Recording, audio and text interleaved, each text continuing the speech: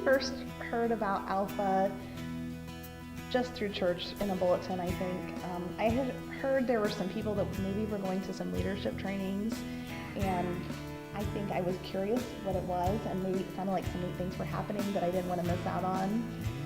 And I think that's probably in Sunday school, I think, is probably where we heard.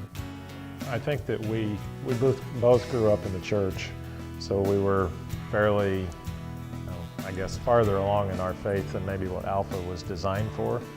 But it was, I felt like, or thinking about it now, I feel like that it kind of glued together all the little pieces that we'd had.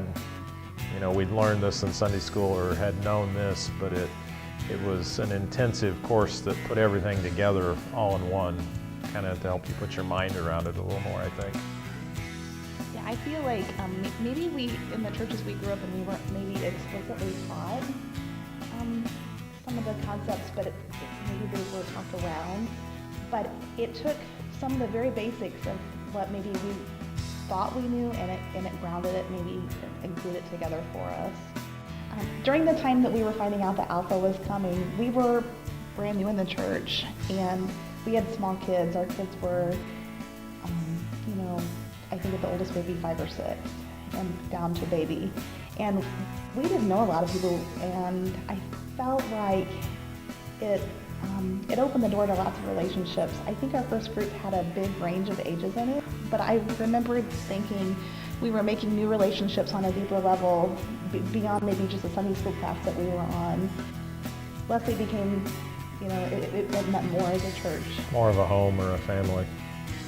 I think one of the things that I had struggled with a little bit in groups of Christians is, there was always emphasis on sharing your story. And I never felt like my story was really worthy of sharing. I'd grown up in the church and, since I was a baby, and had gone to church basically every Sunday. And I didn't have this huge life-changing experience so much. And Pastor Paul Wallace at the time had spoken in the group about how that you can become a Christian more or less not even realizing it. And he gave an illustration of if you're on a train in France and you cross over into Germany, you can be awake and you can see the fabulous scenery, but you can also be asleep and not realize that you get from one place to the next, but you don't remember it. And that was kind of what my story I felt like was, and it kind of gave me, I guess, some peace of mind that I had also had a real experience. It just wasn't a super fancy one. What I really liked about the Alpha that we took the first time was it was in summertime. And for us, summer is very unstructured, and we're busy running to and fro, maybe for ball games or such. But it gave us a night that we could get together as a family and come to church, and we had dinner together with our family, but with the new friends that we were making. And our kids were there and well taken care of. And it kind of just gave us a structured thing to do in the summer that we look forward to every week